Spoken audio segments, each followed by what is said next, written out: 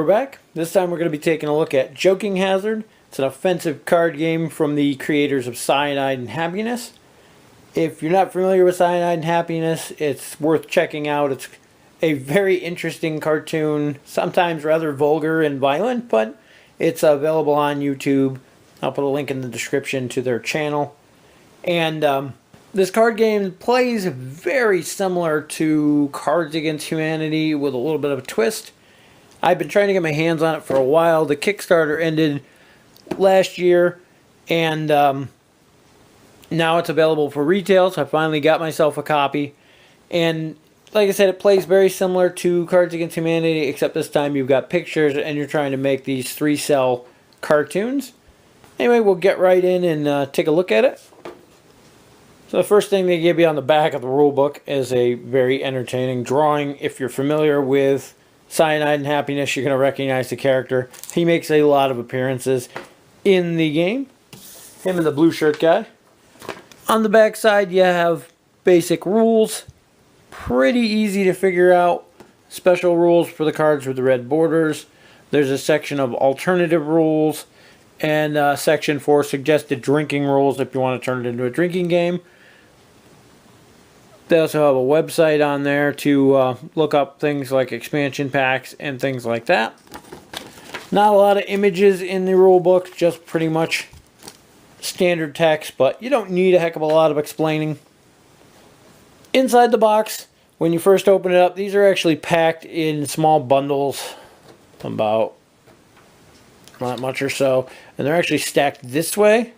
And it works great in shipping while they're wrapped, but the second you unwrap them, they no longer fit in there that way. So you're going to put them in this way. My only complaint is there's no spacer or piece of cardboard or anything to put in here, so they end up tipping over. And if you're not careful on how you transport it or whatnot, they can fall flat and makes a mess you got to clean up later. Luckily, unlike Cards Against Humanity, you don't have to keep the decks separate from the black and the white cards. They're all the same. So the cards have random frames of a cartoon on there. And the basic way it's going to work is that the first player is going to turn over a card. Then they're going to pick one from their hand that either goes before or after the frame. And then everyone at the table is going to go through their hand to find a punchline and play them face down. The person whose turn it is will read all of the different punchlines. And whoever's got the most, or the best one, gets the biggest laugh, they'll get the point for it. It's also fun to throw in just a random draw out of the deck as well. Sometimes that wins, which is kind of funny. If a red card is turned up, one of the ones with the red border, then that's played, and everybody needs to pick 2 cards out of their hand that make the good setup to that punchline. And they're worth 2 points, whoever wins that. Those same cards work great for both of those, so good examples there. There's a ton of variety in the cards. Some of them, depending on how things go, don't make any sense. Some of them are extremely vulgar. Others are just not too bad at all. There's even quite a few that are pretty tame by any of these type of game standards. And that's pretty much it as far as the game is concerned. One neat little feature that most of these games have nowadays as well is that these come with a pack of cards that are blank.